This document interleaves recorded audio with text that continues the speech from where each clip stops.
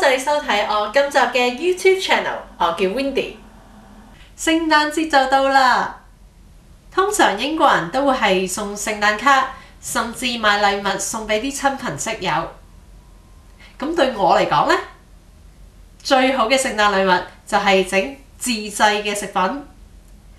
咁今日我將會整朱古力堅果餅乾。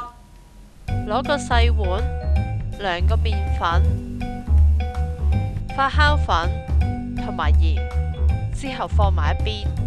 攞個大碗，放入軟化咗嘅牛油、糖，之後攞個木棍攪勻佢。打隻雞蛋，落啲雲呢拿香油，之後揾個攪拌機攪勻佢，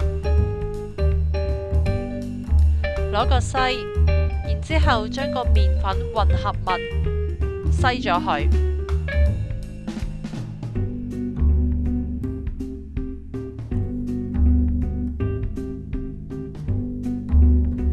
咁之後你攞你個攪拌機，將所有嘢攪勻晒佢。呢個時候就可以落朱古力豆，同埋切碎咗嘅堅果，攞個木棍攪勻佢。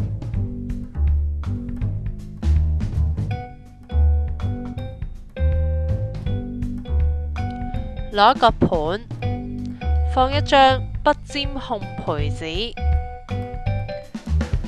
攞個羹，將餅乾混合物放上邊，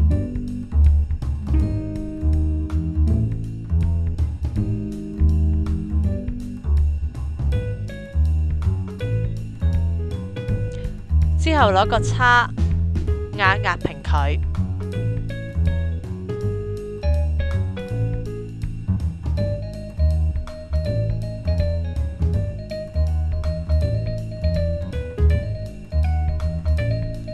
最後就放啲堅果上邊，然之後你就可以將成個盤放入預熱咗嘅焗爐180度，焗佢大概15至20分鐘。咁好啦，個餅乾呢就啱啱焗好咗，咁但係呢，焗好咗嘅效果就係咁樣啦。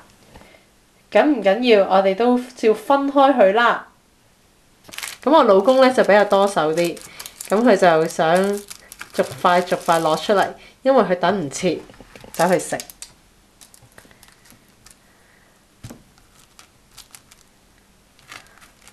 咁記住攤凍佢一段時間啦。呢一個就係我嘅朱古力堅果餅乾，自製嘅。睇落都唔同啲嘅，咁好啦！在此恭祝大家聖誕快樂，同埋新年進步，出年再見，拜拜。